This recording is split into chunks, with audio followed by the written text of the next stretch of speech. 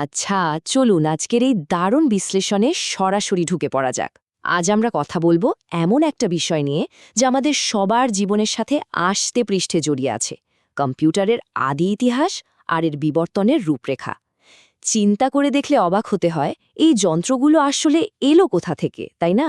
চলুন ইতিহাসের পাতা উল্টে আজ সেটাই দেখা যাক। আধুনিক প্রযুক্তির যত জাদুই আমরা দেখি না কেন, এর একদম মূলে কিন্তু রয়েছে খুব সহজ চমৎকার একটা লুপ বা চক্র। বিষয়টা ঠিক এরকম: তথ্য দেওয়া, যেটাকে বলা হয় ইনপুট, এরপর সেটাকে নিয়ে কাজ করা বা প্রসেস করা, আর সবশেষে একটা ফলাফল বা আউটপুট বের করে আনা।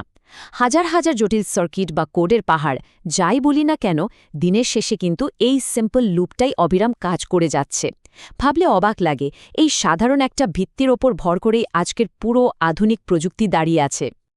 তো এই আলোচনার প্রথম পর্বে থাকছে কম্পিউটারের মূল ধারণা, মানে ঠিক কী কারণে একটা যন্ত্রকে আসলে কম্পিউটার বলা হয়। সোর্স ম্যাটেরিয়াল অনুযায়ী একদম সহজ করে বললে, কম্পিউটার হলো এমন একটা ইলেকট্রনিক যন্ত্র যা কিছু ডেটা বা তথ্য গ্রহণ করে, নির্দিষ্ট নির্দেশনার মাধ্যমে সেগুলোকে প্রসেস করে, আর সব শেষে একটা ফলাফল দেয়। মানে বাইরের এত সব চাকচিক্কু আর জটিলতা সরিয়ে ফেললে এটি মূলত ভীষণ শক্তিশালী একটা ইলেকট্রনিক প্রসেসিং টুল ছাড়া আর কিছুই না। এটাই এর আসল পরিচয়। কিন্তু প্রশ্ন হলো, এই যন্ত্রগুলো এত শক্তিশালী হলো কিভাবে? জাদুটা লুকিয়ে আছে এর তিনটি প্রধান বৈশিষ্ট্যের মধ্যে। প্রথমটা হলো এর প্রচণ্ড গতি, চোখের পলকে কোটি কোটি হিসাব নিকাশ করে ফেলার ক্ষমতা। দ্বিতীয়টা হলো একদম নিখুঁত নির্ভুলতা, সঠিক ইনস্ট্রাকশন দিলে এটা কিন্তু কখনো ভুল করে না। আর তৃতীয়টা হলো এর বিশাল তথ্য সংরক্ষণের ক্ষমতা। ভাবলে অবাক হতে হয়, পাহাড় সমান ডেটা এখন ছোট্ট একটা চিপের মধ্যে অনায়াসে রেখে দেওয়া যাচ্ছে। এই তিনটি গুণের এক অসামান্য কম্বিনেশনই কিন্তু কম্পিউটারকে আজকের এই অবিশ্বাস্য রূপ দিয়েছে। এবার চলুন চলে যাই আমাদের পরবর্তী পর্বে, বিবর্তনের ঐতিহাসিক রূপরেখা। প্রযুক্তির এই যে ৫,০০০ বছরের অগ্রগতি, সেটা নিয়ে একটু কথা বলা যাক।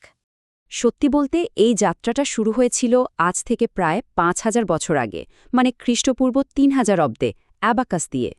এরপর এক বিশাল লাফ দিয়ে আমরা চলে আসি চার্লস ব্যাবেজের সেই বিখ্যাত অ্যানালিটিক্যাল ইঞ্জিনের যুগে। কিন্তু আসল ম্যাজিকটা শুরু হয় ১৯৪৬ সালে।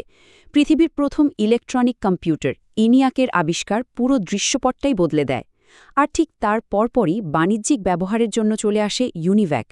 ওই প্রাচীন অ্যাবাকাস থেকে শুরু করে ১৯৪৬ সালের পর প্রযুক্তির এই যে হঠাৎ রকেট গতিতে ছুটে চলা, এটা সত্যি ইতিহাসের একটা অভাবনীয় লাভ। এখানে কিন্তু দুটো সম্পূর্ণ ভিন্ন যুগের একটা চমৎকার তুলনামূলক চিত্র ফুটে ওঠে। একদিকে আছে সেই প্রাচীন মেকানিক্যাল বা যান্ত্রিক যুগ, অ্যাবাকাস আর অ্যানালিটিক্যাল ইঞ্জিনের মতো হাতিয়ারগুলো, যেগুলো চলত মানুষের হাতের সাহায্যে বা যান্ত্রিক গিয়ার দিয়ে। আর অন্যদিকে আছে ইলেকট্রনিক যুগ, যেখানে ইনিয়াক এবং ইউনিভ্যাকের মতো সত্যিকারের ইলেকট্রনিক মেশিনের রাজত্ব শুরু হলো। এই তুলনা থেকে খুব পরিষ্কারভাবেই বোঝা যায় যে কিভাবে পুরোপুরি যান্ত্রিক একটা ধারণা সময়ের হাত ধরে আজকের এই অত্যাধুনিক ইলেকট্রনিক রূপে এসে দাঁড়িয়েছে। আচ্ছা, এবার আসি আমাদের আলোচনার পরবর্তী পর্বে, বিশাল অজানা, মানে ইতিহাসের এক অসমাপ্ত ক্যানভাস। সোর্স মেটেরিয়ালে খুব দারুণ একটা কথা বলা হয়েছে, এটি একটি বিশাল বিষয়। আসলেই তাই। এতক্ষণ যে টাইমলাইন নিয়ে কথা হলো, সেটা তো স্রেফ বিশাল এক মহাসাগরের ওপরের সামান্য একটু ঢেউ মাত্র। কম্পিউটারের ইতিহাস এতই বিস্তৃত, আর এর পরতে পরতে এত সব দারুণ গল্প লুকিয়ে আছে যে অবাক না হয়ে উপায় নেই। আর সবচেয়ে মজার ব্যাপার হলো, সোর্স অনুযায়ী এই বিশাল ইতিহাস নিয়ে গবেষণার জন্য বর্তমান নোটবুকটা কিন্তু এখন একেবারে খালি পড়ে আছে। মানে শেখার এবং জানার জন্য পুরো ক্যানভাসটাই এখনও ফাঁকা। আর ঠিক এখানেই আসল ম্যাজিকটা শুরু হয়। এই নোটবুকটির পুরো শক্তিটা কাজে লাগাতে চাইলে এর সোর্স প্যানেলে প্রাসঙ্গিক কিছু বই বা আর্টিকেল আপলোড করতে হবে। একবার নতুন সোর্স যোগ করলেই হলো, এরপর এটি অবিশ্বাস্য রকম বিস্তারিত সব উত্তর দিতে পারবে। শেখার জন্য একদম কাস্টমাইজ স্টাডি গাইড তৈরি করে দেবে, এমনকি জ্ঞান যাচাই করার জন্য দারুণ সব ইন্টারঅ্যাক্টিভ কুইজও জেনারেট করতে পারবে। বিষয়টা অনেকটা নিজের জন্য একজন পার্সোনাল টিউটর পেয়ে যাওয়ার মতো।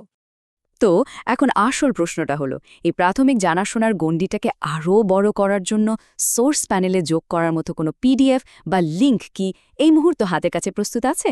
এই আলোচনা থেকে পাওয়া জ্ঞানটাকে আরও এক ধাপ এগিয়ে নিতে বাইরের আর কি রিসোর্স কাজে লাগানো যায়, সেটা নিয়ে কিন্তু এখন গুরুত্ব দিয়ে ভাবার সময় এসেছে।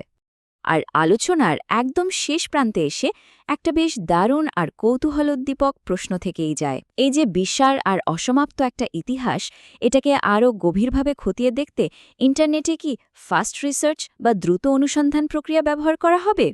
কম্পিউটারের এই বিস্ময়কর জগৎটাকে পুরোটা বুঝতে হলে খোঁজার এই অদম্য কৌতূহলটা কিন্তু বাঁচিয়ে রাখতে হবে। কে জানে, হয়তো এই ছোট একটা অনুসন্ধান থেকেই বেরিয়ে আসবে আরও অজানা কোনো দারুণ তথ্য। আজকের এই বিশ্লেষণ তো কেবল সেই অজানার পথে প্রথম পা ফেলা।